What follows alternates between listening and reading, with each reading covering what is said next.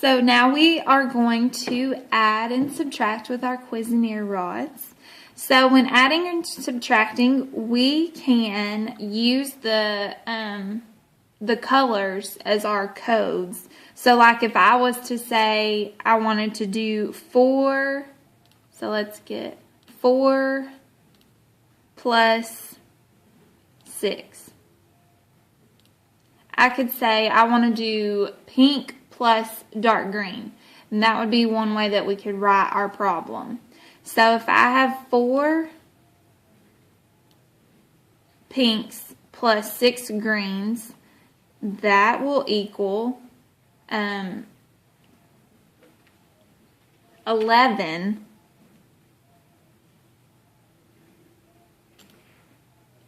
And you can see that like if the students wanted to count the squares in the grids, or that would make it easier for them to add and subtract, their Cuisenaire rods. Now we can move to subtraction.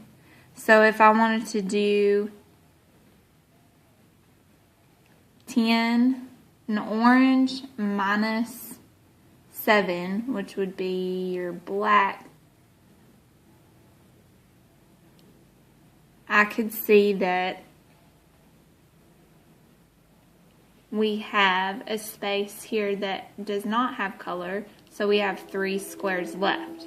So subtraction, they could figure out the problem like that. Then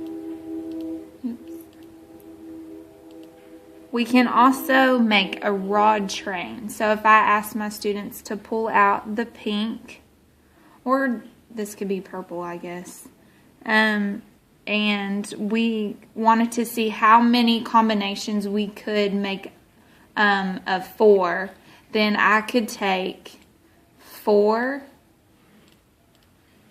whites,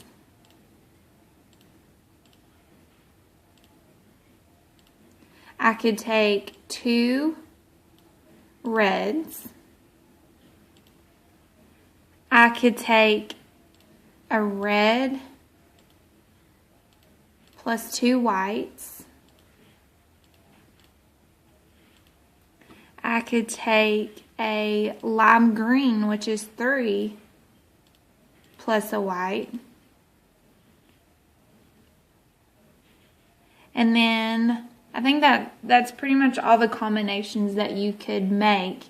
And you could do this with any of these, any of the rods. So they can see like how many combinations to make with the different rods. And it's good for adding and subtracting and figuring out how to use Cuisenaire rods in that way. So having the grid on the back makes it easier for them, because they can be able to also count the squares. So that is how you add and subtract and make rod trains with Cuisenaire rods.